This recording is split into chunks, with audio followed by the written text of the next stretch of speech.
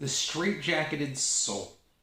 Hi, my name's Dave, and welcome to my daily journey through the Daily Stoic. It's 366 meditations on wisdom, perseverance, and the art of living by Ryan Holiday and Stephen Hasselman. If you enjoy this kind of content, don't forget to like, share, and subscribe. Let's get right into today's reading. March 23rd, The Straitjacketed Soul. The disease of the rational soul are long-standing and hardened vices, such as greed and ambition. They have put the soul in a straitjacket and begun to be permanent evils inside it. To put it briefly, this sickness is an unrelenting distortion of judgment, so things that are only mildly desirable are vigorously sought after. SENECA, Moral Letters, 75:11. In the financial disaster of the late 2000s, hundreds of smart, rational people lost trillions of dollars worth of wealth. How could such smart people been so foolish? These people knew the system, knew how the markets were supposed to work, and had managed billions, if not trillions of dollars. And yet, almost to a person, they were wrong, and wrong to the tune of a global market havoc.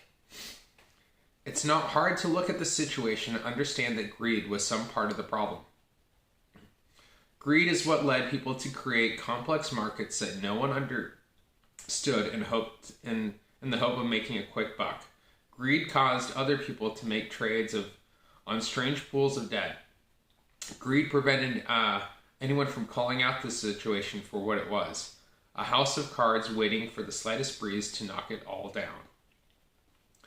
It doesn't do you much good to criticize this, folks, after the fact. It's much better to look at how greed and vices might be having a similar effect in your own life. What lapses in judgments might your vices be causing you? What sicknesses might you have? How can your rational mind step in and regulate them? Well, that's interesting, especially when we talk about kind of our vices and being aware of them. Like I've struggled with my vices, and especially with addictions and cigarettes, alcohol, drugs, and things like that in my life. And it's the perceived payoff versus the cost of it is usually never kind of in balance. Usually what you believe like it's gonna versus what it actually costs you.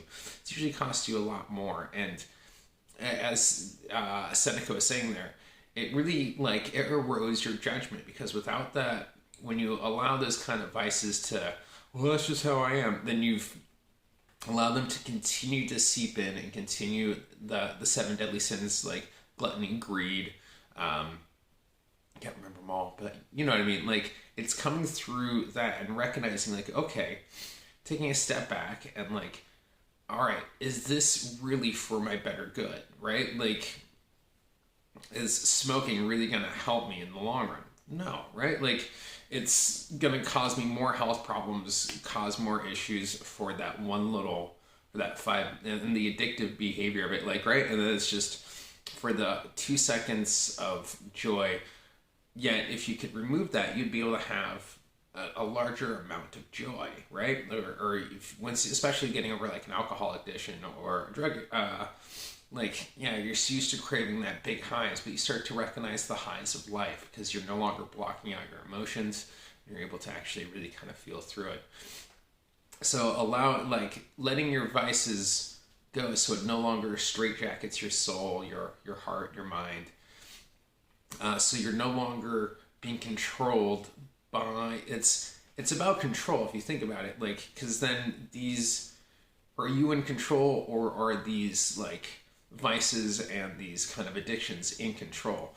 Once you become an addiction, right, it's basically you've lost choice. And once you lose choice, you become a slave to that obsession and that addiction. And it really takes kind of a rock bottom kind of moment or a realization and another choice to say, no, I'm going to break through that and put that like obsession, put that addiction down. And really, in the 12 steps talk about letting it go, right? Surrendering, saying, nope, you've won, I've lost. And learning to let it go and turning it over to a power greater than yourself. It doesn't have to be a God, but a greater thing, so that you have the strength, and you recognize the strength that's in you the whole entire time. So that's all I got for today's reading. Would love to know what your comments are in the what your thoughts are in the comments below. Please don't forget to do that, and don't also forget to check out any other Daily Stoic videos I think are over here. Don't forget to like, share, and subscribe, all that fun stuff as well. Really appreciate each and every one of you taking the time to watch this and making it this far in the videos. Thank you so much. With that, I'm going to wish you a great, if not better, day.